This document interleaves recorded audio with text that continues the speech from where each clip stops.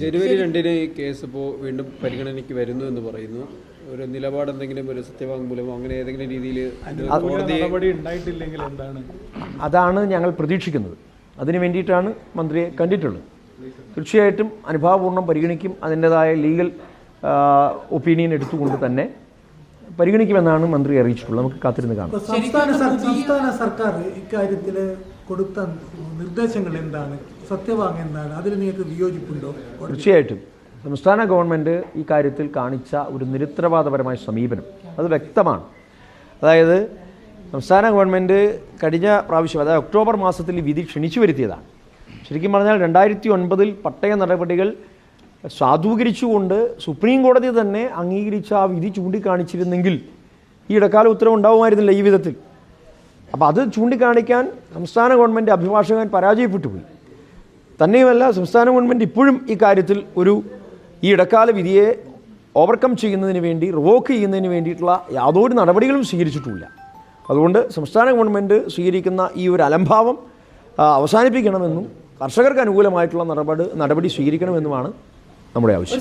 പുതിയ പട്ടയം അനുവദിക്കുന്നതിനല്ലേ സുപ്രീം കോടതി ഇടക്കാല വിലക്ക് ഏർപ്പെടുത്തി? അതെ ആ പട്ടയ നടപടി, അത് നമ്മൾ മനസ്സിലാക്കേണ്ട ഒരു വസ്തുത, ഈ പട്ടയ നടപടികൾ ഒരു കണ്ടിന്യൂസ് പ്രോസസ്സാണ്. അപേക്ഷകർക്ക് അതിനനുസരിച്ച് ഫീൽഡ് വെരിഫിക്കേഷൻ നടത്തി അതിൻ്റേതായ നടപടികൾ ചെയ്ത് കൊടുത്തുകൊണ്ടിരിക്കുകയാണ്. ഇങ്ങനെ ആയിരക്കണക്കിന് പട്ടയങ്ങൾ കൊടുത്തിട്ടുണ്ട്. ഇനിയും ആയിരക്കണക്കിന് പട്ടയങ്ങൾ കിട്ടണം. ആ നടപടികൾ പുരോഗമിച്ചിരിക്കവെയാണ് ഇങ്ങനെയൊരു ബാൻ സുപ്രീം കോടതിയിൽ നിന്ന് ഉണ്ടാകുന്നത്. അത് അപ്രതീക്ഷിതമാണ്. യെസ്, അമിക്കസ് ക്യൂറി അന്ന് കൊടുത്ത റിപ്പോർട്ടിൽ എംപിമാരും MLA-മാരും വ്യാപകമായിട്ട് ഇടുക്കി ജില്ലയിൽ സ്ഥലം കയ്യേറിയിട്ടുണ്ട് എന്നൊക്കെ തരത്തില്. അമിക്കസ് ക്യൂറി എന്ന് പറയുന്നത് ഞാൻ മുമ്പ് സൂചിപ്പിച്ച ഈ കപട പരിസ്ഥിതി സംഘടനയും അതോടൊപ്പം തന്നെ പലപ്പോഴും കേരള ഗവൺമെൻറ്റിന് സംഭവിച്ചിട്ടുള്ള വീഴ്ചകൾ എന്ന് പറഞ്ഞാൽ കേരള ഗവൺമെൻറ്റാണ് അതൊക്കെ പരിഹരിക്കേണ്ടിയിരുന്നത്. അമിക്കസ് ക്യൂറിയുടെ മുമ്പിലൊക്കെ റിപ്പോർട്ടുകൾ യഥാസമയം യഥാവധി സമർപ്പിച്ചുകൊണ്ട് അവരെ കൊണ്ട് അനുകൂലമായി നടപടി സ്വീകരിപ്പിക്കേണ്ടത് കേരള സർക്കാരാണ്. പക്ഷേ അക്കാര്യത്തിലൊക്കെ അവർക്ക് വീഴ്ച സംഭവിച്ചിട്ടുണ്ട്. അപ്പോൾ ഈ കാര്യത്തിൽ നമ്മൾ മനസ്സിലാക്കേണ്ട കാര്യം 100% അമിക്കസ് ക്യൂറിയുടെയും ഈ പറയപ്പെടുന്ന പരിസ്ഥിതി സംഘടനയുടെയും നടപടികൾ ഇടുക്കി ജില്ലയ്ക്ക് എതിരാണ്. അപ്പോൾ അത് ഒഴിവാക്കി നിർത്തിക്കൊണ്ട്, അതിനെ മാറ്റി നിർത്തിക്കൊണ്ട് അനുകൂലമായ ഒരു വിധി ഉണ്ടാകണമെങ്കിൽ സർക്കാരുകളുടെ അനുഭവപൂർണ്ണമായ ഒരു ഇടപെടൽ ഉണ്ടായാൽ മതിയാവും. നിശ്ചയമായും ഏറ്റവും കൂടുതൽ റോളുള്ളത് സംസ്ഥാന ഗവൺമെൻറ്റിനാണ്. സംസ്ഥാന ഗവൺമെൻറ്റിൻ്റെ വാദഗതികൾക്കാണ് കോടതി ചെവി കൊടുക്കുക. അപ്പോൾ അത് യുക്തിപൂർവമാകാത്തതിൻ്റെ ഒരു പ്രതിഷേധമാണ് ഞങ്ങൾ രേഖപ്പെടുത്തിയിട്ടുള്ളത്. കേന്ദ്ര സർക്കാരിന് മുമ്പിൽ ഈ കാര്യം ഞങ്ങൾ ചൂണ്ടിക്കാണിച്ചു. ഇനി കേന്ദ്ര സർക്കാരിൻ്റെ അഭിപ്രായം ഞങ്ങൾ കാത്തിരിക്കുകയാണ്.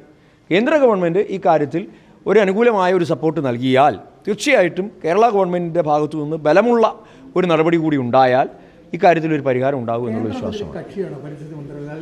അല്ല, കേന്ദ്രത്തിൻ്റെ അതായത് അവിടെ തുടർന്നുകൊണ്ടിരിക്കുന്ന ഒരു കേസിൻ്റെ ഭാഗമായിട്ടാണ് ഈ ഇടക്കാല ഉത്തരവുകളെല്ലാം വരുന്നത്.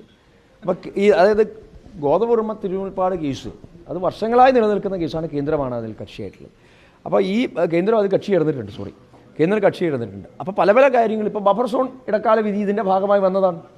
ഇതിനു മുമ്പ് നമ്മൾ ചർച്ച ചെയ്ത ബഫർ സോൺ വിധി ഇതിൻ്റെ ഭാഗമായി വന്നതാണ്. പക്ഷേ കേന്ദ്രം അതിൽ കക്ഷി ചേർന്നല്ലോ, അല്ലെങ്കിൽ കേന്ദ്രം അതിൽ ഇത് കൊടുത്തല്ലോ, ഒപ്പീനിയൻ കൊടുത്തല്ലോ സുപ്രീം കോടതിയിൽ. അതിൻ്റെ ഭാഗമായിട്ടാണ് നമുക്ക് റിലാക്സേഷൻ കിട്ടിയത്. അപ്പോൾ കേന്ദ്രത്തിന് ചെയ്യാവുന്നേ ഉള്ളൂ. കേന്ദ്രത്തിന് ഈ കാര്യത്തിൽ ഒരു മെമ്മറാണ്ടം നൽകാവുന്നതേ ഉള്ളൂ. തീർച്ചയായിട്ടും അത് പരിഗണിക്കാവുന്ന. കർഷകരുടെ ഈ പ്രശ്നങ്ങൾ, ബുദ്ധിമുട്ടുകൾ പരിഹരിക്കേണ്ടതാണ്. അപ്പോഴും ഇടുക്കി ജില്ലയിൽ കയ്യേറ്റം, ഇടുക്കി ജില്ലയിലെ പരിസ്ഥിതി ലോല പ്രദേശം, അതൊക്കെ ഒരു യാഥാർത്ഥ്യം തന്നെയല്ലേ? ഈ രണ്ട് വിഷയങ്ങൾ ഒരുമിച്ച് അഡ്രസ് ചെയ്യാൻ പറ്റും? നോ അതൊക്കെ ഇത് രണ്ട് വിഷയമാണ്. സോറി, ഈ അമിക്കസ് ക്യൂറി എന്ന് പറയുന്നതും അതോടൊപ്പം പറയപ്പെടുന്ന പരിസ്ഥിതി സംഘടനകൾ എന്ന് പറയുന്നതും യാതൊരു കാര്യവും വസ്തുനിഷ്ഠമായി പഠിക്കാതെയാണ് റിപ്പോർട്ടുകൾ തയ്യാറാക്കി കോടതിയിലൊക്കെ കൊടുക്കുന്നത്, മാധ്യമങ്ങൾക്ക് നൽകുന്നത്. വ്യാജരേഖ, ഈ പരിസ്ഥിതി സംഘടന എന്ന് പറയുന്നത് വ്യാജരേഖ സൃഷ്ടിച്ച് സുപ്രീം കോടതിയിൽ കൊടുത്ത് തട്ടുവാങ്ങി നിൽക്കുകയാണ്. ഈ പറയപ്പെടുന്ന CHR എന്ന് പറയുന്ന പ്രദേശം, കാടമം ഏരിയ എന്ന് പറയപ്പെടുന്നത് സർക്കാർ ഗസറ്റിൽ പോലും പറയുന്നത് 15,000 ഏക്കർ മാത്രമേ ഉള്ളൂ. കാടമം ഹിൽ റിസർവ് എന്ന് പറയുന്ന പോർഷൻ, അതിന് 2,15,000-ത്തിലധികം വരുന്ന ഏക്കറുണ്ട് എന്ന് പറഞ്ഞ് വ്യാജരേഖ ചമച്ച് സുപ്രീം കോടതിയിൽ പോയി സുപ്രീം കോടതിയുടെ തിരിച്ചടി വാങ്ങിയ സംഘടനയാണിത്. അപ്പോൾ ഇതൊക്കെ ഒരു ഇതായിട്ട് നിൽക്കുന്നു. അതോടൊപ്പം തന്നെ നമ്മൾ മനസ്സിലാക്കേണ്ട ഒരു കാര്യം, കയ്യേറ്റം എന്ന് പറയുന്ന ഒരു കാര്യം അങ്ങനെ നടത്തിയിട്ടുണ്ടെങ്കിൽ അതിനെതിരെ നടപടി സ്വീകരിക്കാമല്ലോ. ഈ രാജ്യത്ത് നിയമം ഉണ്ടല്ലോ.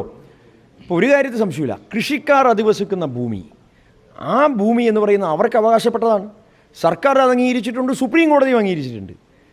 സുപ്രീം കോടതിയുടെ ഭാഗത്തു നിന്നും അനുകൂലമായി വിധി വന്നിട്ടുണ്ട്. അതിൻ്റെ പേരിലാണ് പട്ടയ നടപടി ഉണ്ടായിട്ടുള്ളത്. പക്ഷേ ഇവിടെ ചില തെറ്റിദ്ധാരണകൾ പറഞ്ഞു പടർത്തി കർഷകരെ മുഴുവൻ കയ്യേറ്റക്കാരാണ് എന്ന് പറയുന്ന ഈ പരിസ്ഥിതി സംഘടനകളുടെ വാദഗതികളോട് നമുക്ക് യോജിപ്പില്ല. അത് ഡിഫറൻഷിയേറ്റ് ചെയ്ത് തന്നെ ഈ പരിസ്ഥിതി സംഘടനകളിൽ പല വിദേശ കരങ്ങളുണ്ടോ? കർഷകർ ഇത്രയും കാശ് കൊടുത്തിട്ട് ഇത്രയും കേസ് കൊടുത്തുണ്ടെങ്കിൽ ഇത്രയും വ്യാജം, ഇതിന്റെ പിന്നിലാരാണ്?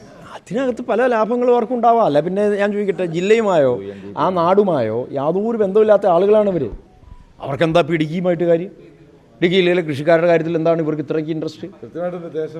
തീർച്ചയായിട്ടും അതിനകത്ത് പല കാര്യങ്ങളുണ്ടാവാം. ഇതിൽ സംസ്ഥാന സർക്കാരിനാണ് ഏറ്റവും പ്രാധാന്യം എന്ന് പറഞ്ഞാൽ അവരുടെ നിലപാടാണ് നിർണായകമെന്ന് പറഞ്ഞു. അപ്പം അവരുമായിട്ട് ഇപ്പം ആശയവിനിമയം നടത്തുന്നുണ്ടോ? പല പ്രാവശ്യം സംസ്ഥാന ഗവൺമെൻറ്റുമായി സംസാരിച്ചിട്ടുണ്ട്. സംസ്ഥാന ഗവൺമെൻറ് അടുക്കൽ ഈ വിഷയമുള്ളതാണ്.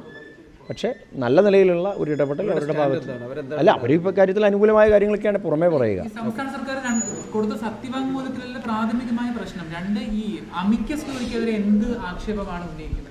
അമിക്കസ് ക്യൂറിയുടെ റിപ്പോർട്ട് ഇത് നമുക്ക് അനുകൂലമല്ലല്ലോ.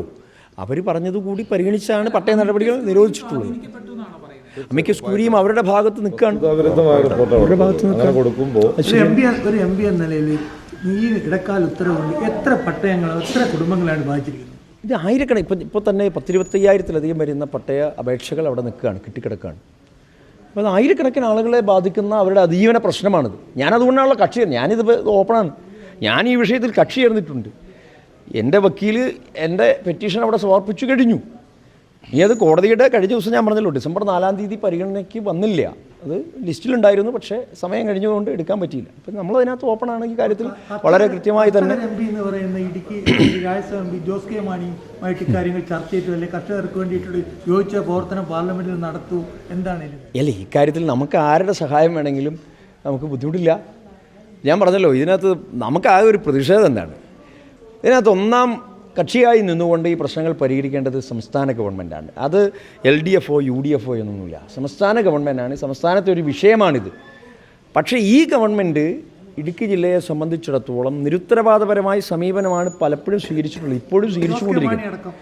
അവരൊക്കെ ഗവൺമെൻറ് ഭാഗമാണല്ലോ. ഞാനിപ്പോൾ ആ വ്യക്തിയെ പ്രത്യേകിച്ച് എടുത്ത് പറയേണ്ട കാര്യമില്ലല്ലോ. ഗവൺമെൻറ് എന്ന് പറഞ്ഞാൽ അതിനകത്ത് എല്ലാവരും ഉണ്ടല്ലോ.